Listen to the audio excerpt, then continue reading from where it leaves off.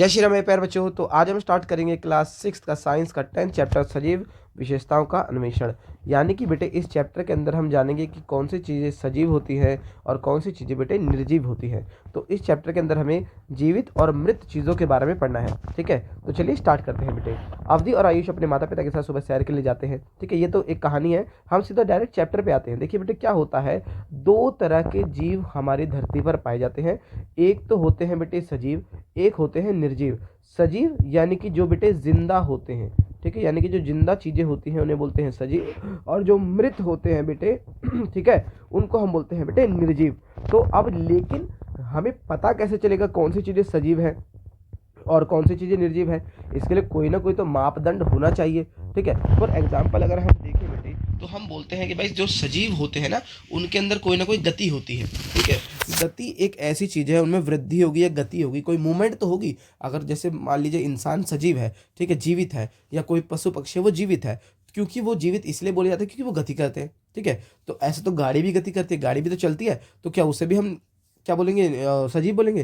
तो यही कुछ मानदंडों के बारे में हम बात करेंगे कि कौन सी ऐसी चीजें हैं जो किसी भी चीज को सजीव बनाती हैं और निर्जीव अलग से बनाती हैं। ठीक है, यानी कि निर्जीव किसे कहेंगे, या सजीवों के जो अभिलक्षण है, कौन सी ऐसी चीजें हैं जो सजीव को सजीव कहलाने के योग्य बनाती हैं, उन चीजों के बारे में हम बात करेंगे। तो चलिए शुरू करते हैं। देखिए बेटे सबसे पहली जो चीज है जिससे कि हम बोलेंगे कि हाँ भाई ये चीज सजीव है, वो होती है गति। क्या होती है बेटे? गति। गति एक ऐसी चीज है जो बेटे सभी सजीवों में, सभी जीवित प्राणियों में देखने को मिलती है। ठीक है, चाहे इंसान हो गए चाहे जानवर हो गए, यहाँ तक कि पेड़ पौधों में भी बेटे हमें गति देखने को मिलती है। अब पेड़ पौधे दिखते तो हैं कि भैया एक ही जगह पर खड़े हैं, लेकिन वो भी गति करते हैं, वो भी बड़े छोटे बीज से लेकर बड़े होते हैं, तो एक तरह से उनमें भी गति या फिर वृद्धि होती ही होती है। ठीक है, देखेंगे हम कि कारों को सड़क पर चलते हुए देखा होगा, तो क्या इसका मतलब कार भी सजीव होती है? नहीं। ठीक है, क्यों बेटे? क्योंकि जो गाड़ी है उसमें वृद्धि नहीं होती है। ठीक है, तो यही हम देखेंगे इसके अंदर। जैसे कि देखिए यहाँ पे लिखा भी हुआ है कि कार के आमाप यानी कि आकार में वृद्धि नहीं होती, कार बड़ी नहीं होती, कार उतनी की उतनी रहती है। ठीक है ना, इसका तात्पर्य है कि वह निर्जीव है। अब कार को निर्जीव रूप के वर्गीकृत करने के लिए किन विशेषताओं का उपयोग किया? ठीक है, सजीव होने की मूल विशेषता को पहचानने के लिए इसी प्रकार जारी रखेंगे। देखिए हमने गति के बारे में हमने देख लिया। ठीक है ना, यानी कि एक पहला तो हमारा मानदंड क्या हो गया कि भाई जो गति है ना, वो पहला हमारा पॉइंट हो गया कि भाई जिस भी चीज में गति हो, जिस चीज में गति हो वो क्या हो जाएगी हमारी बेटे? सजीव हो जाएगी। ठीक है, हमारे आसपास की 5 ऐसी वस्तुओं की सूची बनाएंगे कि जो गतिमान हो सकती है। ठीक है, तो ये आप देख लीजिए कि 5 कौन सी चीजें हैं जो गति करती है। ठीक है, क्या हम उन्हें सजीव मान सकते हैं? ठीक है, अब जैसे हमने गाड़ी के बारे में बात करी, गाड़ी भी गति करती है, लेकिन गाड़ी को हम सजीव नहीं मानते हैं। ठीक है, लेकिन अगर हम बात करें पेड़ पौधों की, ठीक है, पेड़ पौधे बेटे एक स्थान से दूसरे स्थान पर नहीं जाते, लेकिन कुछ निश्चित प्रकार की गतियां जरूर करते हैं। ठीक है, जैसे कि फूल खिलते हैं पेड़ों में, पौधों में, है ना, पौधों में गतियां होती है ना, फूल खिलना हो गया। ठीक है, इसके अलावा कुछ पौधे होते हैं कीटभक्षी पौधे, ये जो जानवरों को खाते हैं, जैसे कि ड्रोसेरा। ठीक है, ये इसके अंदर छोटे छोटे रुएं लगे होते हैं, ये वाले, ये क्या करते हैं, मुड़, जैसे कोई चींटी वीटी जो जो कुछ भी आए यहाँ पर, मक्खी वक्खी आई, तो ये मुड़ जाते हैं। ठीक है, ये मुड़ के इसको कैप्चर करके अपने जूसेस वगैरह छोड़ के इसको खा लेते हैं। ठीक है, देखिए कीटभक्षी पौधे अपने पोषण के लिए कीटों पर निर्भर होते हैं। ठीक है, ड्रोसेरा ये एग्जांपल दे दिए यहाँ पर। इसकी पत्तियां जो होती है तश्तरी सौसर के आकार की होती है, लंबाई वाले बाल जैसी तंतु होते हैं, बाल जैसे तंतु होते हैं बहुत सारे इसके ऊपर। ठीक है, इनके अंदर चिपचिपा पदार्थ होता है, जो भी कीटाणु विटाणु यहाँ बैठेगा वो चिपक जाएगा और ये अपने आप को बंद कर लेते हैं फिर। ठीक है ना, ये अंदर की ओर मुड़ जाएंगे, चिपचिपे छोर से कीट को जकड़ लेते हैं। ठीक है, तो ये गति हो गई। इसके अलावा बेटे जो पौधे होते हैं वो एक स्थान से दूसरे स्थान पर नहीं जाते, लेकिन फिर भी वो गतिशीलता दिखाते हैं, इसलिए हम बोलते हैं कि भाई वो क्या करते हैं, हमारे लिए वो सजीव है, सॉरी। ठीक है, इसके अलावा बेटे एक और तरह की चीज है, वो है वृद्धि, है ना। देखिए क्या होता है, वृद्धि दूसरा पॉइंट हो जाएगा। हम स्टार्टिंग में छोटे बच्चे थे, ठीक है, धीरे धीरे फिर थोड़े बड़े हुए, फिर और बड़े हुए, इसके बाद बूढ़े होते रहेंगे, फिर मर जाएंगे। ठीक है, तो ये हमारे क्या है बेटे, शारीरिक वृद्धि है, यानी कि शरीर में वृद्धि भी होती है। जो भी जीवित प्राणी होगा उसके शरीर में बेटे वृद्धि जरूर होगी। ठीक है, क्या अभी टेबल में आपने वृद्धि होते हुए देखा है क्या? ठीक है, क्या कभी गाड़ी में वृद्धि होते हुए देखा है? नहीं होती। ठीक है, सजीवों में वृद्धि भी देखने को मिलती है। ठीक है, अब वृद्धि के लिए क्या चीज जरूरत है बेटे? बेटे वृद्धि के लिए भोजन जरूरी है। यानी कि तीसरा पॉइंट क्या हो गया कि भाई जो भी सजीव होंगे उनको कुछ ना कुछ तो खाना चाहिए, कुछ ना कुछ तो उनको भोजन चाहिए, पोषण चाहिए भैया, तभी वो जीवित रह पाएंगे। ठीक है, वृद्धि के लिए उन्हें क्या चाहिए बेटे? भोजन चाहिए। ठीक है, तो ऐसी प्रक्रिया है ये जिसके बिना हम जीवित ही नहीं रह सकते। ठीक है, इसके बाद अगर हम देखें दौड़ने के बाद, थोड़ा नृत्य करने के बाद जो भी सांस लेते हैं, अच्छा चौथा पॉइंट हो गया भैया सांस भी लेनी है। ठीक है, यानी कि जो भी जीवित चीज होगी वो श्वास लेगी, सांसें लेगी वो, ठीक है। तो श्वसन की प्रक्रिया, जब हम श्वास अंदर की ओर खींचते हैं, वायु हमारे शरीर में आती है, तब हम श्वास निकालते हैं तो वायु हमारे शरीर से बाहर निकल जाती है, इसी को बोलते हैं श्वसन प्रक्रिया। यानी कि जो भी जीवित प्राणी होंगे वो क्या करेंगे, सांस लेंगे। सांस, आप क्या पेड़ पौधे सांस नहीं लेते? जी हाँ बच्चों, पेड़ पौधे भी सांस लेते हैं, ठीक है। पेड़ पौधे सांस कैसे लेते हैं? पेड़ पौधे सांस लेते हैं अपनी पत्तियों से। उनकी पत्तियों में छोटे छोटे रंध्र होते हैं। क्या होते हैं? रंध्र होते हैं, जो हमें दिखाई नहीं देते हैं, ठीक है, जिनको हम स्टोमेटा बोलते हैं, ठीक है। स्टोमेटा से ही वो क्या करते हैं बेटे, सांस लेते हैं और छोड़ते हैं। गैसेस का आदान प्रदान नहीं करते कि भाई वो कार्बन डाइऑक्साइड लेते हैं और ऑक्सीजन छोड़ते हैं, तो एक तरह से वो भी सांस लेते हैं, ठीक है। रंध्रों की सहायता से, पत्तियों में रंध्र होते हैं, उनकी सहायता से वो सांस लेते हैं, ठीक है। इसके अलावा हम देखेंगे बेटे कि अपने ग्रीष्मकाल के दौरान कमीज पर कांच के आसपास पड़ने वाले सफेद धब्बों को देखा है, ये पसीने के कारण पता है, शरीर से अपशिष्ट। अच्छा, एक और पॉइंट आ गया, ठीक है, यानी कि पेड़ पौधे गति कर रहे थे, वृद्धि कर रहे थे, भोजन खा रहे थे, श्वसन भी कर रहे थे। अब एक पॉइंट और आ गया भाई, यानी कि वो उत्सर्जन, जो खाया है उसमें से अच्छी चीजों को तो ले लिया, लेकिन जो बुरी चीजें बच गई शरीर के अंदर, उनको अपशिष्ट पदार्थों को बेटे बाहर भी तो निकालना है शरीर से, यानी कि वो उत्सर्जन भी करते हैं, गंदी चीज़ों को बाहर भी निकालते हैं, जैसे कि टॉयलेट हो गया, मूत्र हो गया, या पॉटी हो गई, ठीक है। तो उत्सर्जन भी करते हैं सारे के सारे जितने भी जीव जंतु होते हैं। पेड़ पौधे भी करते हैं बेटे। पेड़ पौधे क्या करते हैं, देखिए पानी की मात्रा निकाल लेना, ये पानी, तो ये उत्सर्जन का ही प्रकार है बेटे, ठीक है। ये हमारा, इसको इंग्लिश में बोलते हैं आपका सॉरी वाष्पोत्सर्जन बोलते हैं उसमें तो हिंदी में, ठीक है।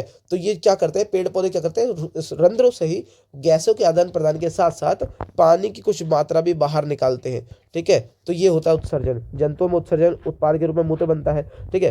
पौधे पत्तियों की सतह के अतिरिक्त जल खनिज सूक्ष्म बूंदों के रूप में उत्सर्जित करते हैं, यानी कि छोटी छोटी बूंदों के रूप में क्या करते हैं पेड़ पौधे, जल को बाहर निकालते हैं, उत्सर्जन करते हैं, ठीक है। उदाहरण के लिए घास और गुलाब, ये सभी सजीव उत्सर्जन करते हैं, ठीक है। इसके अलावा एक और विशेषता पर ध्यान देंगे कि यदि बिना जूते पहने घूमते हुए आपका पैर कांटे जैसे नुकीली वस्तु पर पड़ जाए, तो गलती से छू ले, किसी भी चीज को, गर्म प्याला छू ले, तो हम क्या करेंगे? देखिए क्या होता है, अचानक से मान लीजिए आपका तवे पे हाथ लग गया, तो आप तुरंत हाथ हटाएंगे, है ना, या कांटा चुभ गया तुरंत हाथ हटाएंगे। ऐसा क्यों हुआ? इसको हम बोलते हैं बेटे उद्दीपन। क्या बोलते हैं?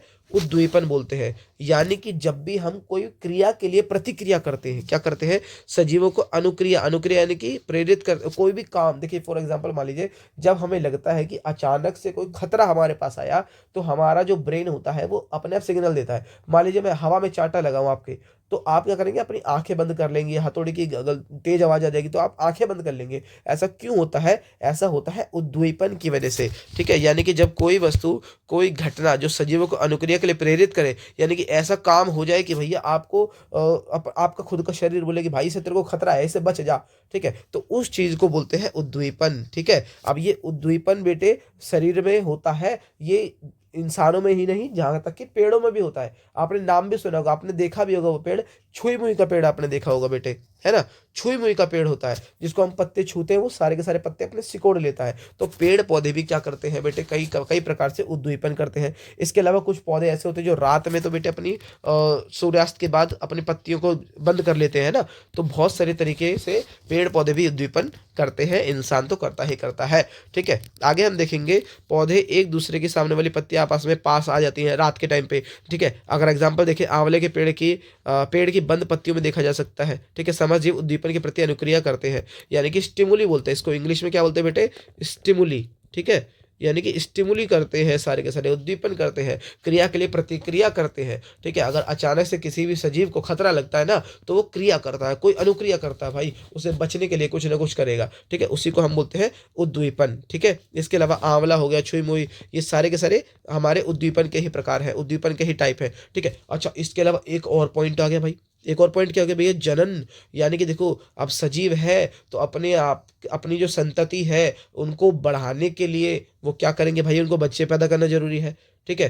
तो अपनी तरह के नवजातों को जन्म देने की प्रक्रिया जनन कहलाती है, ठीक है। तो सभी सजीव जनन करते हैं, ठीक है। इसके अलावा सब, जब कोई सजीव जीवित रहने के सभी संसाधनों, यानी कि जब सब कुछ खत्म हो जाएगा भैया, सारे लक्षण उसके अंदर बंद हो जाएंगे, कुछ कर नहीं पाएगा, तब उसको मृत बोल दिया जाएगा, ठीक है। तो यानी कि सारी प्रक्रियाएं करने के बाद कोई भी सजीव क्या हो जाएगा बेटे, मृत हो जाएगा, ठीक है। तो अब हमने क्या देखा, इन सब से क्या देखा, ये जो सारे के सारे हमने पॉइंट पढ़े ना, इन पॉइंटों से ही आपका आंसर निकला कि भैया सजीवों के कुछ ना कुछ तो लक्षण होते हैं, सजीवों के क्या होते हैं बेटे, कुछ ना कुछ लक्षण होते हैं। अब वो कौन से लक्षण है वो आ जाओ यहाँ पर देखो ध्यान से। सजीवों के लक्षण में पहला लक्षण है भैया, सारे सजीव गति करते हैं। क्या करते हैं? गति करते हैं भाई। गति कह लो या वृद्धि कह लो, सभी सजीवों में वृद्धि होती है, गति होती है। दूसरा भैया, खाना चाहिए उनको, ठीक है, सभी सजीवों को भोजन की आवश्यकता है।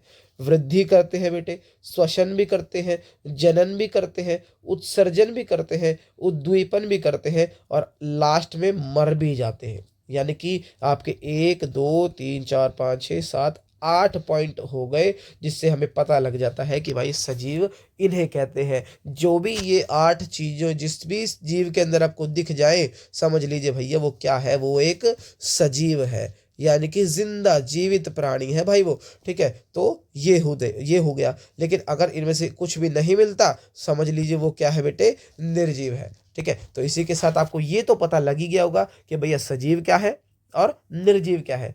जिन भी चीजों में आपको ये 8 चीजें देखने को मिल जाए, वो हो जाएंगी हमारी सजीव, और वरना बाकी सब क्या हो जाएंगी, हमारी निर्जीव हो जाएंगी, ठीक है। तो चलिए आगे बढ़ते हैं। अच्छा, यहाँ पर एक टॉपिक आता है, नया टॉपिक आता है कि बीज के अंकुरण के लिए आवश्यक परिस्थितियां, ठीक है। यहाँ पर अंकुरण तो आपने देखा ही होगा भैया, स्प्राउटेड करके खाते हैं ना, चने को भिगो कर रख देते हैं, उसमें छोटी सी वो निकल जाती है, जड़ सी निकल जाती है, फिर उसको खाया जाता है, वो अंकुरित करना होता है, ठीक है। तो अंकुरित करने के लिए किन किन चीज़ों की जरूरत होती है वो देखेंगे। अब यहाँ पे क्रियाकलाप दिया है कि भाई यहाँ पे क्या किया ना इन्होंने, मिट्टी के अंदर बीज बीज बो दिए, ठीक है। अब इसमें क्या किया, पानी वानी दे दिया, इसमें ज़्यादा पानी दे दिया, इसको अंधेरे में रख दिया, इसको ऐसे मतलब प्रॉपर रखा, तो किसमें बीज उगेगा, ठीक है। अब इसका मैं सिंपल सा आपको सीधा बता देता हूँ। देखिए पहले देख लेते हैं क्या क्या बोल रखा है इनने।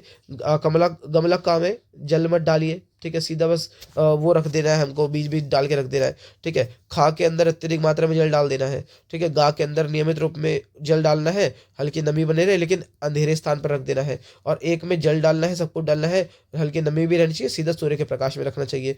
तो अब इससे क्या होगा, जब किसी बीज में अंकुरन निकलता है तो उसे अंकुरित बीज कहते हैं, तो हमें पता ही है, ठीक है। तो अब क्या होगा बेटे, देखिए सिंपल सी अगर मैं बात बताऊं, बीज के अंकुरण के लिए, अंकुरण से पहले सूरज की रोशनी की ज्यादा जरूरत नहीं पड़ती है, ठीक है। लेकिन जब जड़ निकल जाएगी, थोड़ा सा पत्ता निकल जाएगा भाई, तब सूरज की रोशनी चाहिए चाहिए उसे, ठीक है। तो ये आप करके भी देखेंगे, और क्या क्या होता है इनको इस तालिका के अंदर आप भर के देख लीजिएगा, ठीक है। आगे देखिए, देखिए या क्या आप सोचते हैं कि बीजों के अंकुरण के लिए सूर्य का प्रकाश अनिवार्य है? क्या प्रत्येक गमले में बीज को वायु, जल, सूर्य का प्रकाश मिल रहा है? क्या कोई ऐसा गमला है जिसमें बीजों को वायु नहीं मिल रही, या कोई क्या क्यों नहीं मिल रही? तो ये सब आप करके देखेंगे तो आपको और भी अच्छे से समझ आएगा। लेकिन मैं आपको बता देता हूँ क्या होता है। देखिए क्या होता है, फली के बीजों के अंकुरण के लिए जल, ठीक है, और वायु, ये दोनों जरूरी है, ठीक है।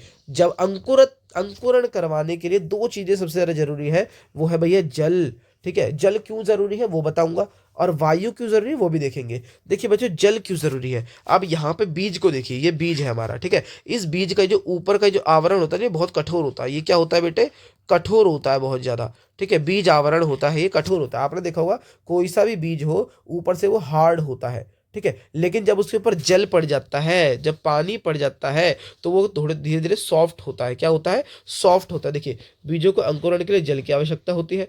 जल बीजों को उनकी वृद्धि के लिए अनिवार्य पूरा करने में सक्षम बनाता है। क्या करता है वो, बीज के ऊपर बाह्य आवरण होता है जिसको बीजावरण कहते हैं, बीज आवरण को मुलायम करता है, ठीक है, ताकि नन्हा जो भ्रूण है, छोटी सी जो कली ये भ्रूण आपको दिख रही है, ये बाहर आ सके, विकसित हो सके, ठीक है। और दूसरा है भैया वायु और मिट्टी क्यों जरूरी है। वायु इसलिए जरूरी है क्योंकि बेटे अंकुरण के लिए वायु की आवश्यकता होती है, ठीक है। अब ये वायु मिलेगी कहाँ से, मिट्टी के अंदर से, छोटे छोटे जो मिट्टी के अंदर बेटे स्थान होता है, वहां से वायु का अवशोषण करते हैं ये लोग, ठीक है। इसके अतिरिक्त मिट्टी के कणों के बीच स्थान के कारण जड़ें आसानी से बढ़ती भी रहती है, ठीक है, श्वसन कर पाती है आसानी से वो, ठीक है। इसके अलावा हम देखेंगे बेटे प्रकाश और अंधकार। अच्छा, कुछ बीज को तो बेटे प्रकाश चाहिए, लेकिन कुछ अंधकार में भी उग जाएंगे, ठीक है। देखो फली के बीजों के अंकुरण के लिए प्रकाश अनिवार्य नहीं है, ठीक है। सामान्य अधिकांश जो बीज होते हैं अंकुरण के लिए प्रकाश की आवश्यकता नहीं होती। मैंने आपको पहले बता दिया था कि भाई नॉर्मल जो बीज होते हैं ना, अंकुरित करने के लिए प्रकाश की आवश्यकता नहीं होती। लेकिन जब उनके अंदर नवोद्भिद यानी कि छोटी सी कली निकल जाए, पत्ता निकल जाए, या जो भी है, ये आपका भ्रूण थोड़ा सा बड़ा हो जाए, तो क्या होगा भैया, उनको वृद्धि के लिए सूरज के प्रकाश की आवश्यकता होती है, ठीक है। ये कैसे होगी, कैसे पता चलेगा कि भैया होती है जरूरत, तो उसके लिए भी इन्होंने क्या कर रखा है बेटे, आपको एक क्रियाकलाप दे रखा है। उसको पढ़ने से पहले यहाँ पे देखिए एग्जाम्पल दे रखा है इन्होंने, कॉलियस और पिटूनिया, ठीक है। ये कुछ पुष्पीय पौधों में बीजांकुरण के लिए प्रकाश की आवश्यकता होती है, ठीक है। इनके लिए प्रकाश चाहिए भाई, इन दोनों के लिए तो जरूरत किसकी है, रोशनी की जरूरत होती है, ठीक है। इन बीजों को मिट्टी से ढकने पर इनका अंकुरण बाधित हो जाता है, मिट्टी में ढक दोगे तो ये उग नहीं पाएंगे सही से, ठीक है। वहीं पर अगर हम बात करें कैलेंडुला जीनिया की, तो इनको भी अंधकार की जरूरत होती है, ठीक है। इनको अंधेरा चाहिए, ये सूरज की रोशनी में नहीं जाएंगे, ठीक है। तो इनको मिट्टी से ढका जाना चाहिए। तो ये पौधे के ऊपर भी डिपेंड करता है कि उसको प्रकाश में ज़्यादा बढ़ेगा वो, या फिर अंधेरे में ज़्यादा बढ़ेगा। लेकिन जब अंकुरित हो जाएगा, जब उसके अंदर से नवोद्भिद निकल जाएगा, थोड़ा सा भ्रूण बड़ा हो जाएगा, तब तो भैया सूरज की रोशनी उसे चाहिए ही चाहिए होगी, ठीक है। तो आगे देखेंगे पौधे में वृद्धि एवं गति। अच्छा देखिए क्या होता है इसके लिए बेटे, आप देखेंगे पौधे सूर्य के प्रकाश के प्रति अनुक्रिया करते हैं, ठीक है। आप इसका एग्जाम्पल यहाँ पे देखिए, देखिए यहाँ पर क्या है, हमने एक क्या किया, तीन वो लिए पौधे अंकुरित किए, ठीक है। एक को सीधा ऐसे डाल दिया, ठीक है। ये बीज था, जड़ नीचे की तरफ, कली ऊपर की तरफ, ठीक है। इसमें उल्टा करके डाल दिया, ठीक है। पत्ते नीचे की तरफ, जड़ ऊपर की तरफ। और इसमें क्या फिल्टर पेपर लगा के इसको, मतलब ये एक बॉक्स में डाल दिया, यहाँ पे एक छोटा सा होल कर दिया, ठीक है। और बाकी इसके अंदर कर दिया। तो अब होगा क्या, इससे होगा क्या वो देखिए। देखिए अगर इसको हम देखें तो यहाँ पर अगर हम देखेंगे बेटे, ये जो था ये तो सीधा सीधा बढ़ता रहेगा आपका, है ना, ये सीधा सीधा बढ़ता रहेगा ऊपर की तरफ। लेकिन जिसको हमने उल्टा करके डाला था, खा वाले में पत्तियां नीचे की तरफ थी, ये पत्तियां मुड़ कर ऊपर की तरफ आ गई, सूरज की तरफ। जहाँ पे सूरज जी थे वहां पर ये पत्तियां मुड़ गई, और जड़ें उल्टी दिशा में, जो ऊपर की तरफ थी वो नीचे की तरफ मुड़ गई, ठीक है। तो यानी कि हमने क्या देखा कि जो जड़ें होंगी वो सूरज के विपरीत दिशा में नीचे की तरफ जाएंगी, और जो पत्तियां हैं वो सूरज की दिशा में ही बेटे रहेंगी, ठीक है। यहाँ पर भी देखिए, यहाँ पर से धूप आ रही थी हल्की हल्की, तो पत्तियां तो जो थी बेटे धूप की तरफ मुड़ गई, और जड़ें नीचे की तरफ ही रही, ठीक है। तो यानी कि हम देखेंगे कि जितने भी पेड़ पौधे होते हैं वो बेटे सूरज की तरफ ही गति करते हैं, ठीक है। हमने क्या देखा, पौधे को सीधा रखने पर जड़ें नीचे की ओर वृद्धि कर गई, प्ररोह जो यानी कि जो आप उसके पत्तियां वगैरह थी वो वृद्धि ऊपर की दिशा में हुई, ठीक है। यदि पौधा उल्टा भी रखा था तो जड़ मुड़ गई, नीचे की ओर वृद्धि करने लग गई, लेकिन प्ररोह भी मुड़ गया, ऊपर की ओर आ गया, ठीक है। इसके अलावा प्ररोह प्रकाश की दिशा में वृद्धि करता है, ठीक है, जबकि जड़ नीचे की ओर बेटे वृद्धि कर देती है, ठीक है। प्ररोह के पौधों के प्ररोह ऊपर की ओर बढ़ते हैं सूर्य के प्रकाश की ओर, जबकि पौधे की जो जड़ें होती है बेटे वो नीचे की ओर बढ़ती है। इससे हमको ये सीधा सीधा पता चल जाता है, ठीक है। अब यहाँ पर एक वैज्ञानिक है जगदीश चंद्र बोस, ठीक है, 1858 से लेकर 1937 तक ये थे।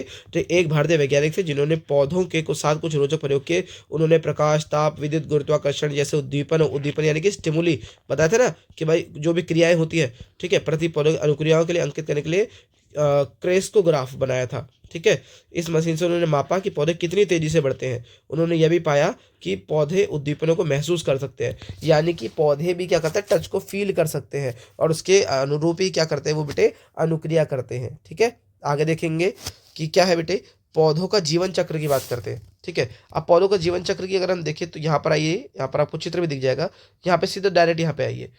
देखिए अवस्था 1 में क्या था बेटे, वो बीज था, ठीक है। बीज से क्या हुआ, अंकुरित हुआ, ठीक है, जड़ें नीचे की तरफ बढ़ने लगी, और फिर अवस्था 3 में पत्तियों का प्रकटन हुआ। ये जो खिला, भ्रूण खिलने के बाद उससे पत्तियां निकली, फिर धीरे धीरे फूल आई, अवस्था 4 में फूल आ गए, और अवस्था 5 में फल आ गए। फल के बाद पौधे मृत्यु हो गई, ठीक है। उसके बाद उसी के जो बीज थे वो नीचे गिरेंगे, दोबारा से बीज आ जाएंगे। तो ये पूरा का पूरा उसका क्या पौधे का चक्र चलता रहता है, ठीक है। आपको ऊपर ये ना पढ़कर ना सीधा इसके जो पॉइंट है ना, अवस्था 1, अवस्था 2, अवस्था 3, अवस्था 4, ऐसा का ऐसा ही पेपर में याद करके चले जाइएगा आप, ठीक है। यही आपको लिख भी देना है, ठीक है। देखिए बीज से पौधा, फिर बीज, अगली पीढ़ी तक संपूर्ण क्रिया जो है प्रक्रिया पौधों का जीवन चक्र कहलाती है, ठीक है। जब एक पौधा बढ़ना बंद कर देता है और अनिवार्य सभी परिस्थितियों की उपलब्धता के बाद उसमें जीवन की गतिविधियां धीरे धीरे समाप्त हो जाती है, यानी कि जब वो सूख जाएगा, ठीक है, तो उस पौधे को बेटे मृत मान लिया जाता है, ठीक है।